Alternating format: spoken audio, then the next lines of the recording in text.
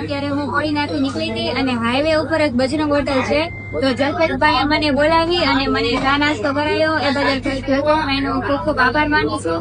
અને કોડીનારે મને ખૂબ જ સાચવી. કોડીનારના તમામ મિત્રો, તમામ લોકો બહુ જ સારા છે અને બહુ જ મને ગમ્યું. તો ધન્યવાદ. અને હવે આપણે અહીંથી આગળ નીકળશું. તો જય દ્વારકાધીશ. ધન્યવાદ ભાઈ.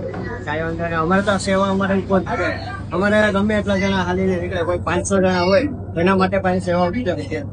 અમારે એવું કઈ નથી કે સેવા આપવાની, ગમે એટલા હોય. કોઈ અમારે શ્રાવણ મહિનો, આખો શ્રાવણ મહિનામાં અમારે હાલવા વાળાને ફ્રી છે. પાણીની બોટલ છે, રસ છે, ચા છે, એના માટે અનલિમિટેડ ફ્રી છે.